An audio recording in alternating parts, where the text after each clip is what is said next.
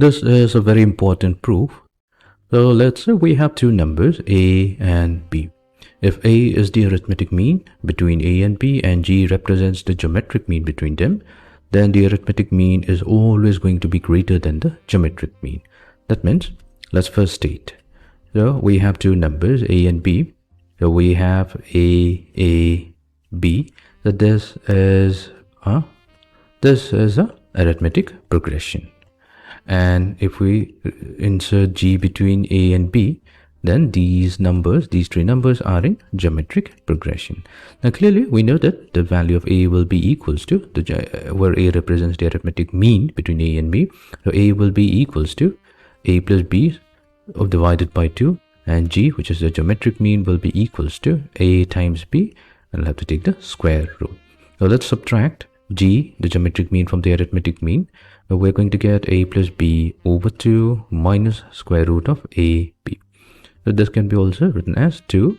In the numerator we have a plus b minus 2 times square root of ab. Now we'll do a slight manipulation here. So a, that can be also expressed as square root of a whole squared, plus b, so b can be also expressed as square root of b whole squared, minus 2 times the square root of ab. Since a and b are positive, so we have square root of a times square root of b whole divided by 2. So that means we have square root of a minus square root of b whole squared divided by 2. So this is the value of a minus g.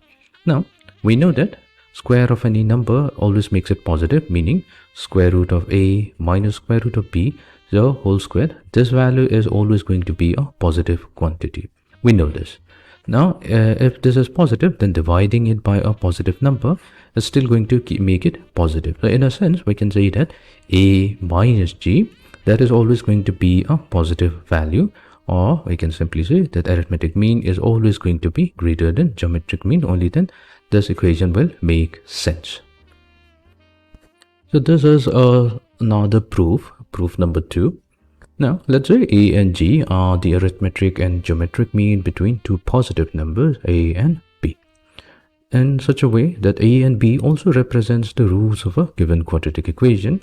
Then this quadratic equation is represented by x squared minus 2ax plus g squared equals to 0. So let's try to prove that. So we know that since a is the arithmetic mean between a and b, so a value, that's equals to a plus b over 2. We've already defined this. And the geometric mean g will be simply square root of a times b.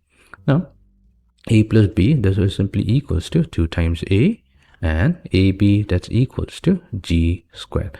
Now we know that a quadratic equation having roots a and b is given by x squared minus a plus b times x plus a times b equals to 0. So we'll substitute this value here. So x squared minus, so in place of a plus b we have 2a, so we have 2ax plus ab, which is simply g squared. So this is the given quadratic equation. Now that we have the quadratic equation, let's also try to find out the roots. We have said that a and b are the roots, but let's try to find out the values in terms of a and g.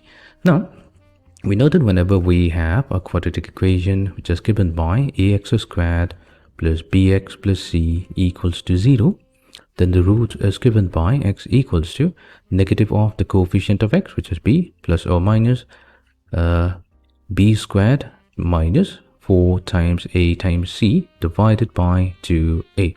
So in our case, our a value, so that's 1. Let's not confuse this a with the quantities a and b.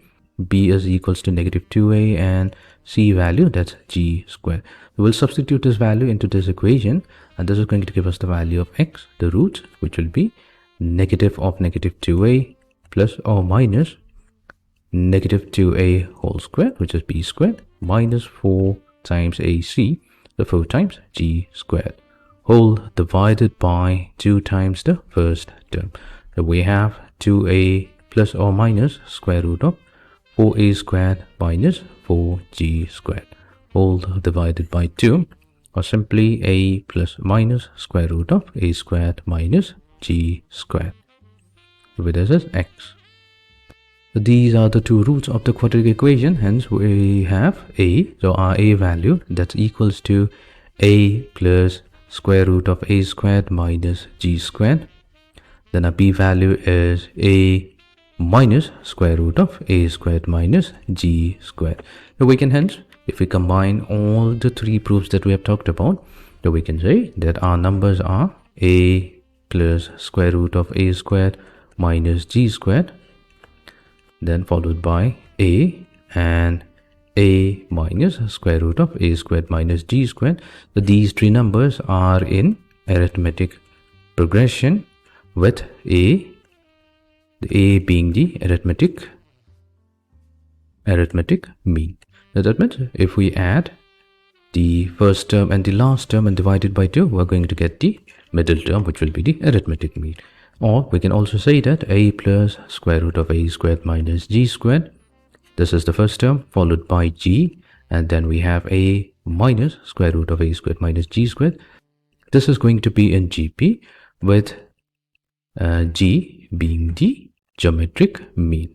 Meaning, if we take the square of the middle term, which is g squared, this is simply equals to the product of the first term and the third term.